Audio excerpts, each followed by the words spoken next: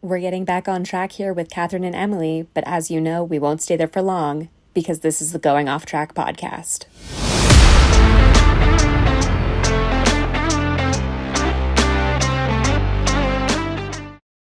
Hello, and welcome back to the Going Off Track podcast. I'm Catherine, that's Emily, and this is not an episode that we really, we knew we were going to do this episode at some point. We did not think it was going to happen before the end of the year, but as we all know, Christmas came early for Emily. Red Bull has finally made the decision to move on from Sergio Perez. Liam Lawson has taken the seat, and Isack Hadjar is moving to Racing Bulls, and we wanted to wait for all of that news to come out before we talked about it because we don't have an abundance of time like some people, and there's a lot to discuss here, but it's happening.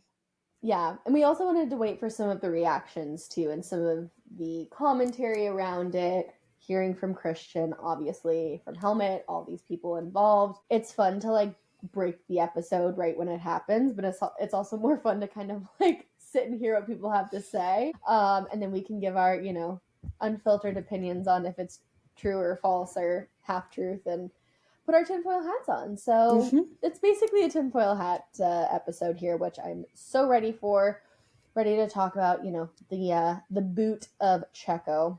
But which before we get into all of we've been waiting for yeah. We've been waiting for this for so long, even before the summer break, but honestly since the summer break. Honestly, I was ready last year. Yes. I told Catherine earlier, I was like, we've been waiting 1.75 years for this to happen. I feel like last season meaning 2023, not 2024.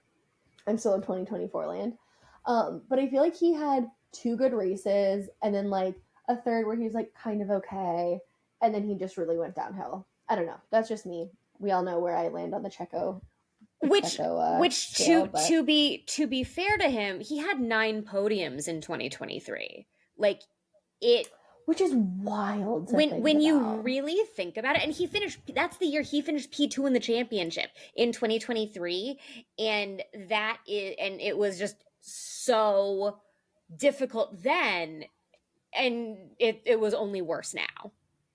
It was so bad. It, like I said, I've said this so many times, it was such a disappointment to see Checo in the position he was in 2024. I mean, we can talk all about how Hamilton had a disappointing season, but his car wasn't very good, and him and George ended up right next to each other. But to have Max be where he was and Checo where he was, it was just so unacceptable. And I am very glad that Red Bull finally, let it happen. So yeah, and it was obviously it was not easy, but I think what was really interesting about this is I feel like as much as it felt like they were holding off the decision until after Abu Dhabi, I feel like that everything after Abu Dhabi was really formalities, and this was decided much earlier than the announcement that came out on Monday morning, Tuesday morning, whenever the not too distant past. It's been a very long week, you guys.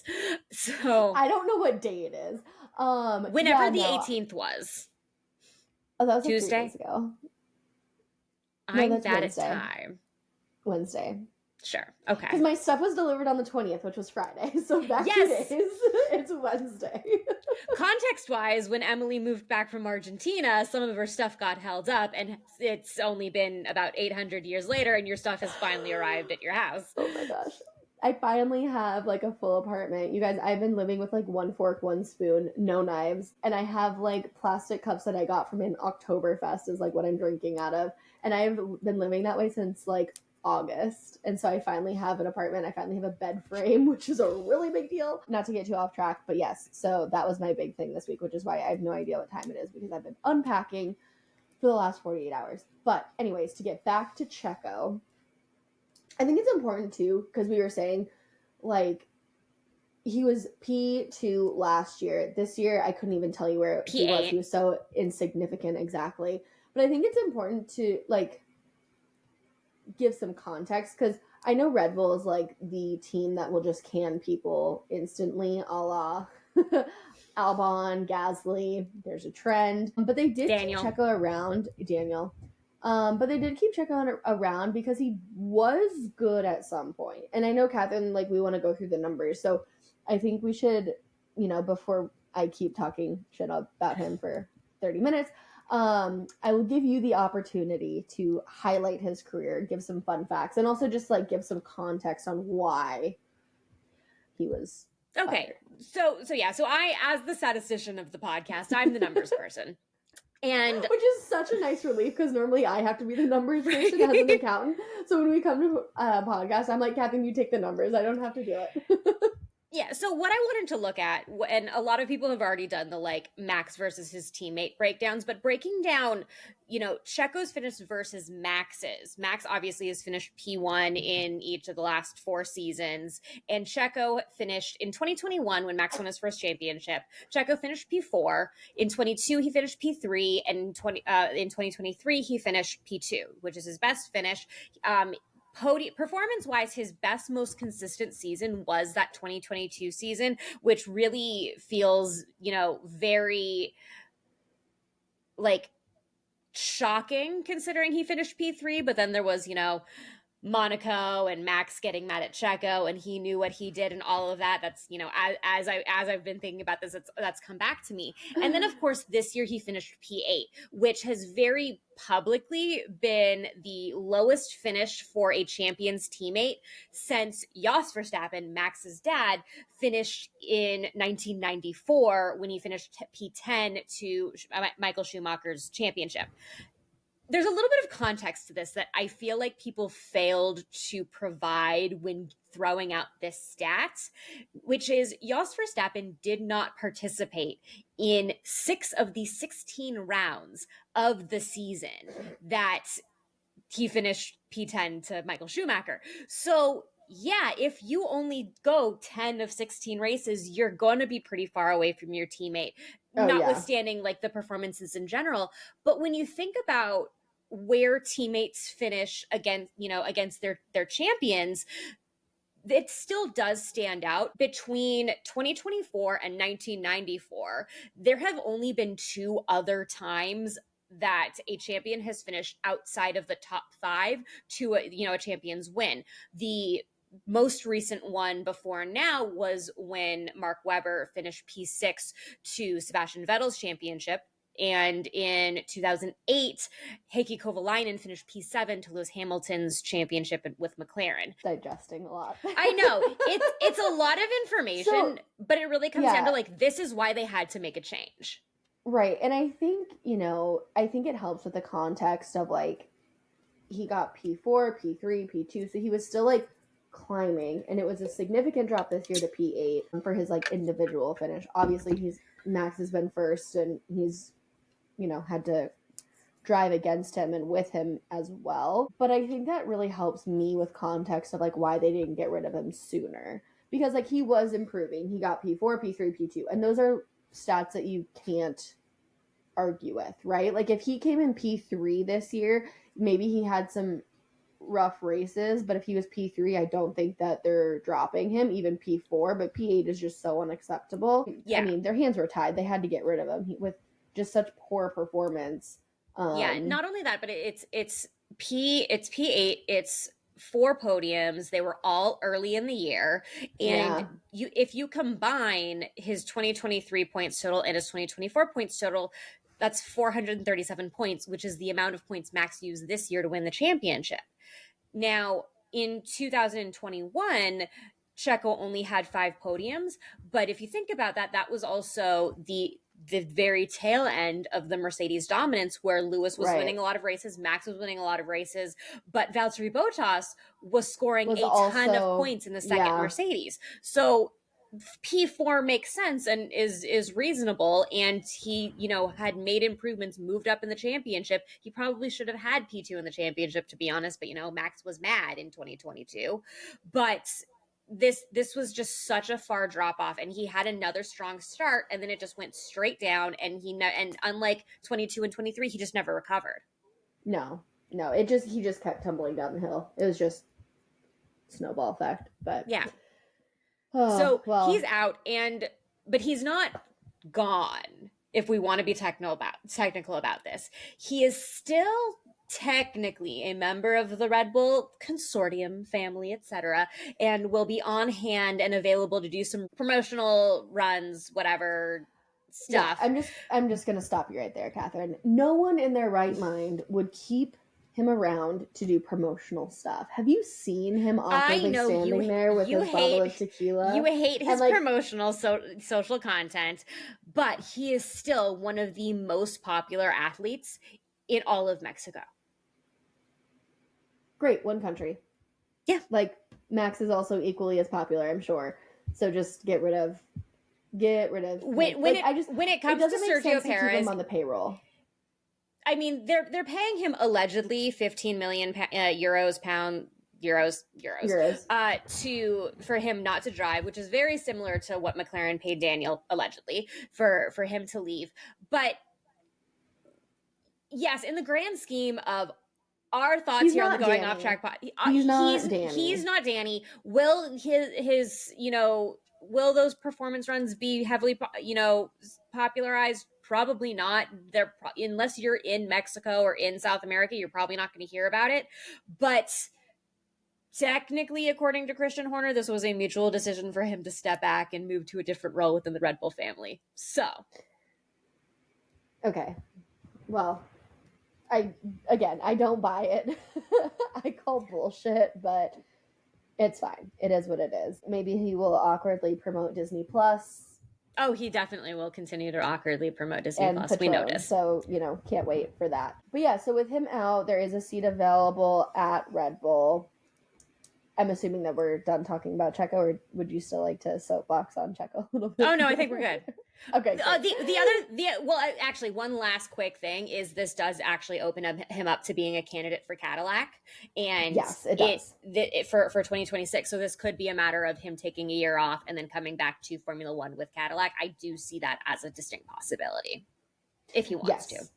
Yes, I agree. He's a very, experienced driver. He's been around for a while. I think, the worst thing Cadillac can do is get two rookies. So I think having, an experienced, established driver, at least for the first year or two, I think would really be helpful. And that, could be Checo. There's not a lot of experienced drivers who are young enough still to stay in the car and be on track. I think, Checo would be a great get for them, for sure. Yeah, and we talked about this a couple episodes back. I'll link it above because my brain's a little fried after doing all the math that I had to do today. But to be able to have a driver of his caliber when he is doing his best and maybe some time away from Red Bull will help him, will only benefit Cadillac as one of the better options in the Americas. And yes, they really want an American driver. I don't necessarily think that there's going to be an American driver who's going to be ready for a Formula One seat when they come on in 2026. So Checo could be a good America's option. Yeah, for sure. Now let's talk about New Zealand. Okay, so now our Kiwi. Okay, so yes, that seat opened up, which if we think back, we should have known this much earlier than we did, or we should have been able to unofficially confirm it just because VCARB, which is now Racing Bulls, or Red Bull JV if you're me, they weren't confirming a seat, right? And it seemed really strange because Lawson seemed like the clear person to take the second seat with Yuki, but they didn't confirm it, wouldn't confirm it.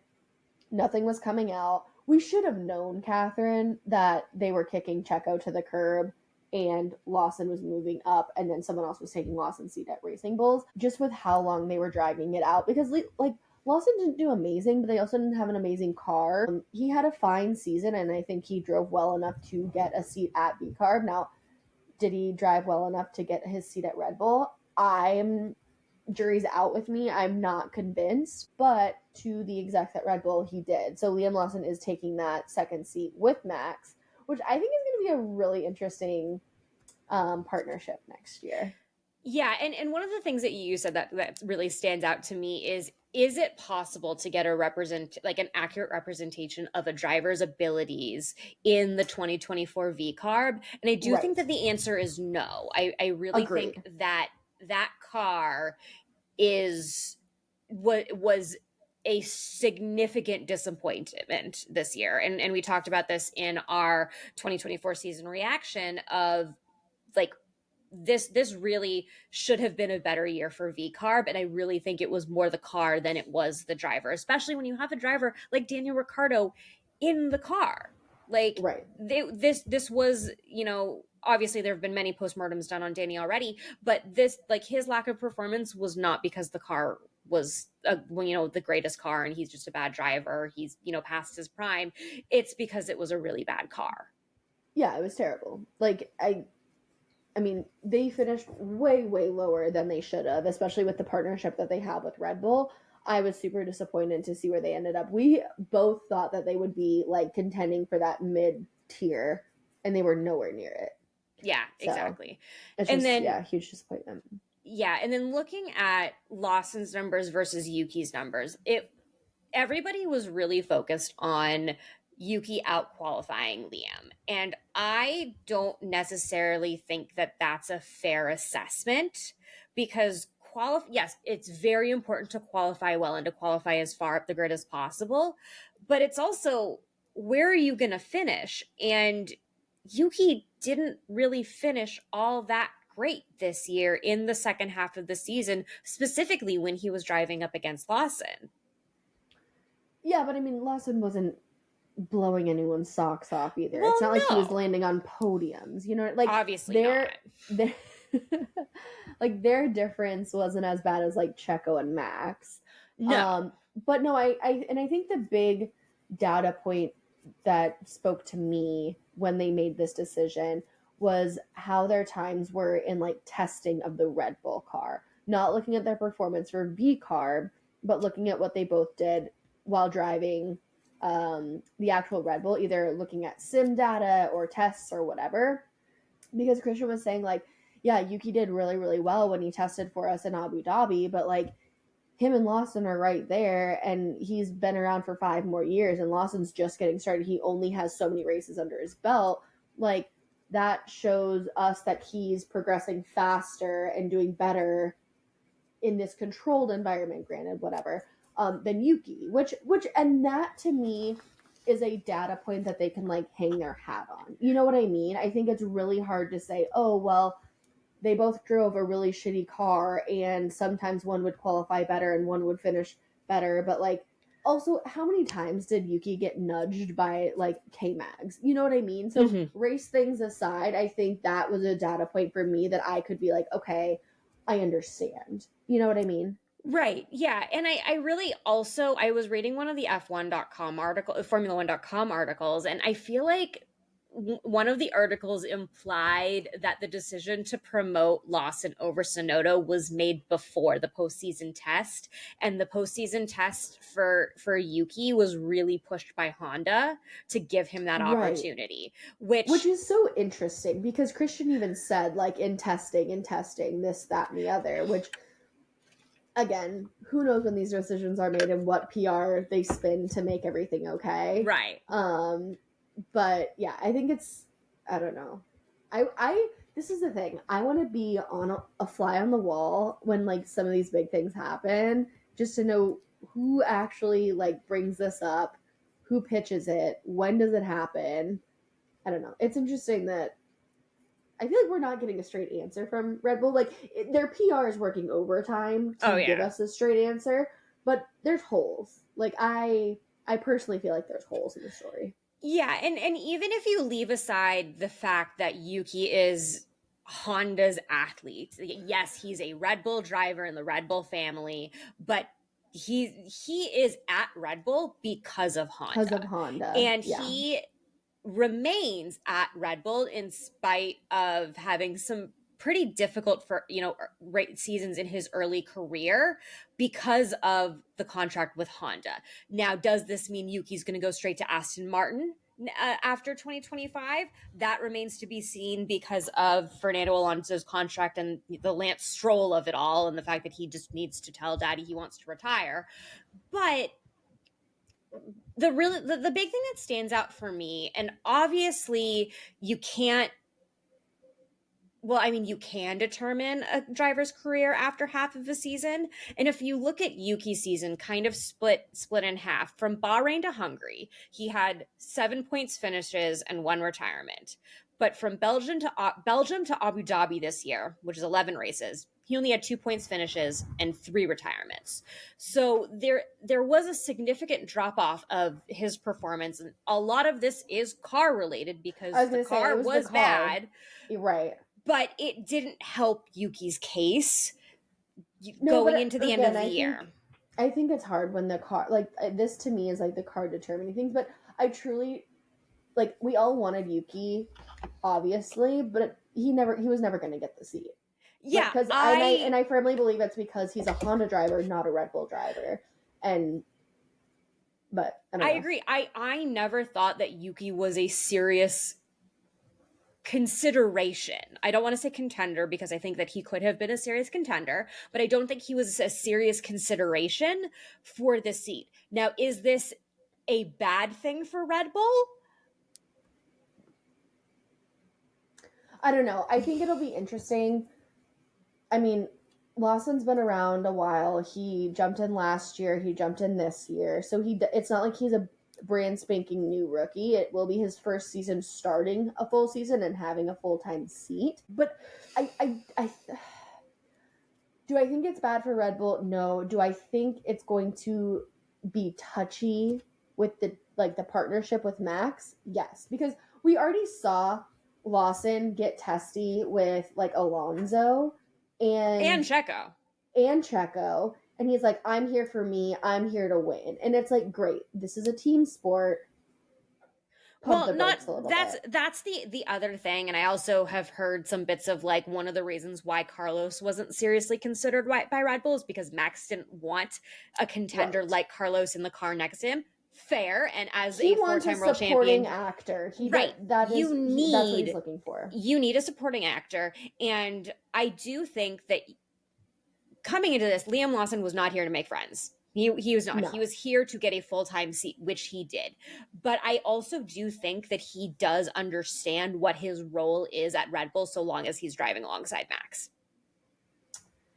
Yeah, but again, high-level competitive athletes, they're not going to be fine with being told constantly to, like, take a back seat. You know what I mean? Like, if they called team orders and they're like, hey, switch with Max, do you really think he's going to? I don't know.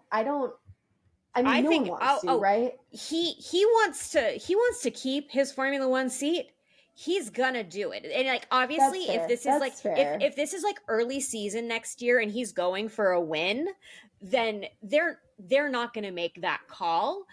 But if this like they're not gonna say, well, Max is coming up behind you. They're gonna be like, you know, go do your thing. But if this is like something late at the end of the year and Max needs points and he's, you know, and Lawson's not in the running for the world championship, then yes, he will play that support role. And if he wants to keep his seat, then he's definitely going to do it. This isn't going to be like Lewis Hamilton in Abu Dhabi in 2016, where he's leading the race. Rosberg is right behind him and Rosberg has Seb Vettel on his butt and they're saying, Lewis, drive faster so that Rosberg can get some space. And Lewis knows that if Vettel overtakes Rosberg, then he has a better chance of winning the championship. Like that's not a situation that's going to happen here where Lewis is like, no, I'm actually fine at the pace that I'm going, but thank you for suggesting that. That was so nice of you. Which if you have not seen that, definitely check out that race. It is one of the top races from 2016, which I talked about in the episode linked above. Yeah, I don't know. I just don't have a good enough vibe from Lawson, but I personally don't feel and see him being okay with playing second fiddle. I just don't. But who knows? Who knows? Like you said, he wants to keep it. Maybe he'll fall in line, but I mean, this also could be a situation where he comes and he's like, oh, you know, this is really hard being a Champions teammate. I can see why Danny Ricciardo left and went to Renault and ended up at McLaren and had the terrible, horrible, no good, very bad end of his career, which like that could be a thing too. And that's one of the very difficult realities of driving for Red Bull. Right. Yeah. It's like, yes, it's a great program. They have 2 teams and they've, produced insane drivers, but it's cutthroat and you're going to be driving with the best. And if you can't hack it, they get rid of you. Or if you can't fall in line, they'll get rid of you. So we shall see. Okay, so that's kind of Lawson and a little bit of Yuki. And then with Lawson leaving Racing Bulls, I'm like stuttering every single time I have to say the name of the team because I don't know. I'm like, VCARB Racing Team. Anywho, so with Lawson being promoted to varsity, we have a spot on JV with Yuki. So that is going to Isack Hadjar, which, like, to me, that's the only option. Right. Like, I know that's not true, but I personally did not have my thoughts on anyone else. I know it was like floated that Red Bull was talking to Franco Colapinto and they were interested in him, but there's no way James is letting go of him at Williams. And then I don't know, there's some other people too. Oh, who's what's his name? What, the other? The super experienced Ayumu Iwasa. Who is he's one of the Red Bull. He's a member of the Red Bull Junior team. He's actually the current longest serving member of the Red Bull Junior team. Has been with the junior team longer than Hadjar. And there were a couple people that I saw asking, well, why wasn't it Iwasa? And I think the answer comes down to a couple of things. Number one, Hadjar had 2 more solid performances in Formula 2. Now, we have said until the cows have come home that it doesn't matter what you do in Formula 2. That Formula 2 really doesn't actually matter. And I'm actually going to be very curious to see how all of these Formula 2 graduates do in 2025 because we have so many of them. But Hadjar finished P2 in 2024, so many numbers. And Iwasa, his best finish was P4 in F2 in 2023. And he also finished P5 in Super Formula in this season while not competing in the last 3 races. And I didn't actually look into why. But one of the really interesting things that signaled very early on, I'm talking like a couple months ago, of Iwasa not really being a contender for a potential Red Bull seat in the season before we even thought that they were going to be serious about getting rid of Checo, was Helmut Marko said to Iwasa, like, go build up your platform. And that will help you to be considered. And we've talked about how important it is for like sponsorship and backing and having, bringing in money to the sport with you. Zhou Guan Yu brought in a ton of money. Checo Perez had a ton of money that he brought in with him. And you need that. And it's like Teo Porcher, who was a former F2 champion, didn't make it into F1 because he has no sponsorship and no backing. And I looked, and Instagram is not like the be all end all of social media platforms, but Iwasa only has 32,000 Instagram followers. Isack Hadjar has 133,000. So we're talking 100,000 more. And he could be really big on TikTok though, Kath. He could be really big on TikTok, but I really don't think so. And even Liam Lawson, and now Lawson with his time spent in Formula 1 has seen a boost in, social followings and on Instagram as I checked about, half hour ago, has almost 900,000 followers. He'll make it over 1 million after the season or going into the season. But that is one of the really important things is how marketable are you? How many people know who you are? Like, I wouldn't know as a casual Formula 1 fan who Iwasa is without the rookie sessions. Right, exactly. I mean, I don't know if I would, like, I guess Isack Hadjar is a little bit more out there, but some of them just pop out of nowhere, but some of them have a really big following. So it's always interesting to see, like, how that all plays into it. I think Isack is deserving of it. I think he's done really well. And I think it'll be good for him to kind of, develop a little bit more in F1. In the VCARB car. Right. Yeah. He's not being thrown to the wolves the same way that, say, Liam Lawson is. Right, exactly. But so you kind of brought up a really interesting point about like building your platform, and we always talk about how money talks. Yeah. And I kind of want to just look at this whole move with a big wide open lens. So like Iwasa didn't get it. Clearly he's not bringing in a lot of sponsorship. He doesn't have a platform, and I don't think his driving like outpaces that. You know what I mean? Like, I think his driving like maybe moves the needle, but not enough to say like, oh, we can get over the other factors that you're not bringing to the table. Right. And I think Isack Hadjar kind of is a happy medium between all of it, to where like he has a little bit of a social platform. I don't know if he brings in a ton of money, but I know like he has some solid backers, but I'm not as like in tune with our Formula 2 sponsors as I am Formula 1. Yeah. So there's where I think the drive, like all of that, his package is above Iwasa. And then I think something that's interesting is Liam Lawson. I know that we're talking about a different team, but still kind of the whole move. He does have some social following and like a social platform. I would say a lot of that is because like last season he took over for Danny when he hurt his arm, and he also jumped in this season. So clearly he has 2 more seasons ahead of the other 2. But it's interesting that he got the Red Bull seat to me, because Checo had to like bring a ton of money, and he also had to perform really, really well at Racing Point, or whatever the team was at the time, because I know the team name changed like 5 was Racing times Point during that season. before Okay, he Racing left. Point, Yes, he was at Force India. It was Racing Point. We have a whole series on the genealogy of what is now Aston Martin, also linked above, which is one of our favorite episodes that we've done like all time. But yes, sorry, as you were saying. No. So like he had to bring a ton of money and drive his ass off in a shitty car to even be considered by Red Bull. And Liam Lawson drove kind of like a half-assed car. And like I don't see the money coming. So to me, it really says that Red Bull is throwing their whole weight behind his driving skill. Because we've always talked about like some of it's the car, some of it's the driver, which is fine. But getting a driver in the seat, like I would say 75% of it's money, 25% is skill. Or like your dad just has to own a team. Right. But like I guess, Liam Lawson is a much better driver than we're giving him credit for, which is so fair and so possible, because he's been driving a crap car for 2 years. Right. And he hasn't even had a full season to show us. But I think it's interesting that this is the jump. You know what I mean? Because like Yuki brings in all the Honda money. Yuki has a huge following. Yuki is a great character. You can really throw weight behind him. He does great PR for them. Asia is a huge market that he owns for Red Bull. It's just interesting how we always say like, oh, these are the things that matter, and then in this transition it's like all that went out the window. Well, yeah, it's like, well, even going back to Yuki, even it's like, who deserves the drive more?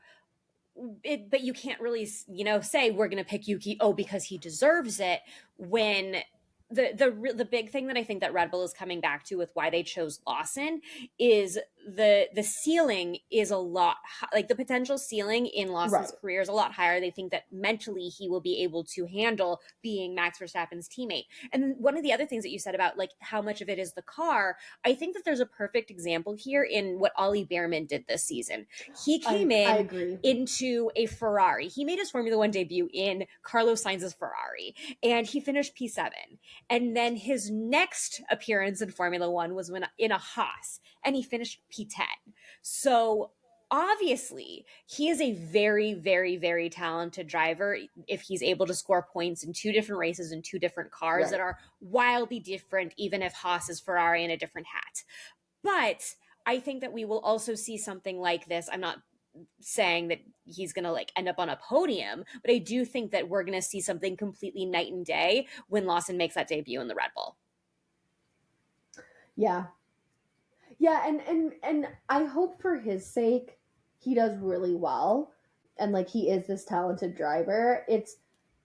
I mean, this gets, I'm the emotional side here, but I can't imagine what it would feel like to like get this huge promotion and have to be Max's teammate and just shit the bed, and everyone's like shitting on you because they got rid of Checo. I just feel like Red Bull is ruthless, and the last thing you want to see is someone get pulled from their seat like 7 races in. You know what I mean? Like what happened to Gasly and Albon? Like they were not afforded a lot of time, and it was just brutal. The Gasly Albon situation was pretty brutal, but I think at the same time, trading your drivers is something that in in the season that they did trade Gasly and send Gasly down to what was AlphaTauri and call Alex Albon up, that was something that they were capable of doing because they had so much youth in their driver team. Yeah. Like, you couldn't do that with, Checo and even Danny. Like, Danny wanted to stay in Formula One, so he was willing to go into VCARB, but there was never going to be a straight switch mid-season between them. Now, I do think that is a fair thing to do, and it's something that has happened more than just Gasly Albon. I mean, look at like Kvyat and Max; they did that, and there have been more instances in the years of existence of Red Bull and Toro Rosso, AlphaTauri, etc., that you could trade drivers while keeping them both on the grid, instead of seeing what we've seen with like the likes of Danny Ricciardo and Nick DeVries, where it's, we need to get rid of you to put someone in that we know is going to be able to drive the car. So I think we're moving back to that, which I think will help Red Bull and will also kind of help with like the sanity of not having drivers dropped as many drivers dropped mid-season as we have been seeing the last couple of years.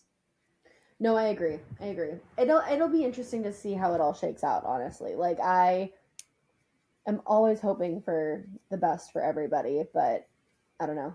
I'm not sold on this whole move, but that's just me.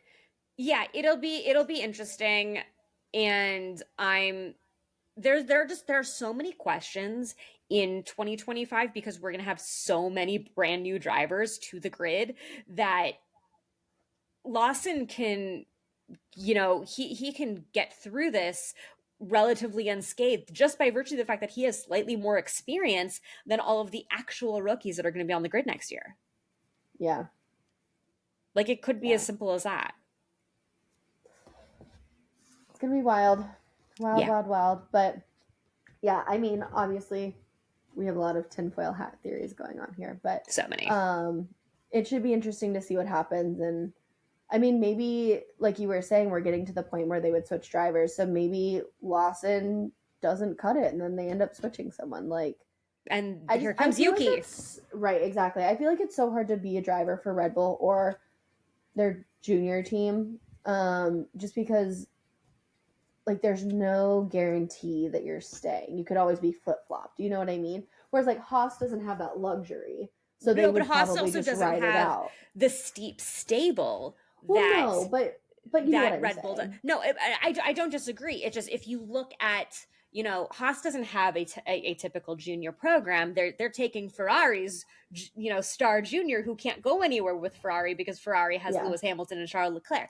So yes, and so it'll be really interesting. And Red Bull is just, it has never been, as cutthroat as it is now this is coming on Red Bull's 20th season in Formula One. Like, this, it has never been this difficult to drive for Red Bull unless you are a savant named Max Verstappen. Yeah. Oh, wild. Well, lots of movement at Red Bull. We shall see. Lots of movement everywhere on the grid, honestly. So yeah, 2025 will be a very interesting season. I'm very excited. But yeah, that has been our Red Bull roundup, let's call this.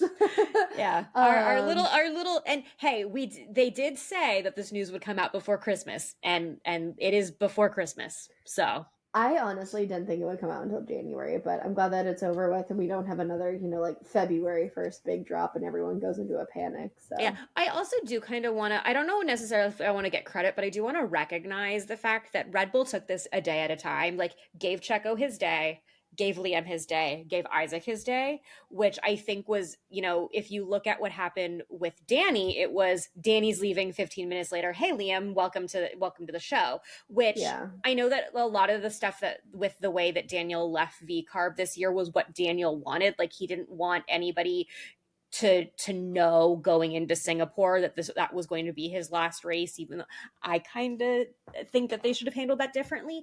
But they did, and yes, it was a lot of breaking news back to back to back, but I do think that it was good to like have a day between each announcement. Yeah. I mean, I think Danny and Liam were mid-season, so it's a little different than like post-season, but it's nice that they all got their moment. Yeah, exactly. So So. hopefully we will have fewer breaking news moments between now and, mid-February when the car launches start. I don't anticipate any. We need a there's break. No more positions. There's no more drivers. It's set. So, this took almost an entire year to get the 2025 grid. If we look at February 1st, which was April Fool's Day come early when Lewis Hamilton, and that wasn't even the first announcement because we had a couple driver contracts that were announced that they were extending before February 1st. So the 2025 grid took an entire year to take shape. And I hope this never happens again. I kind of liked it, but I do miss the days of yore when it was everything announced in a 3-week period. Yeah. Which was summer break, but this was the silliest of the seasons. Yes, so. Even sillier than 2022. Yeah, wild. Well, that has been our Red Bull Roundup for 2025. Thanks for going off track with us, guys.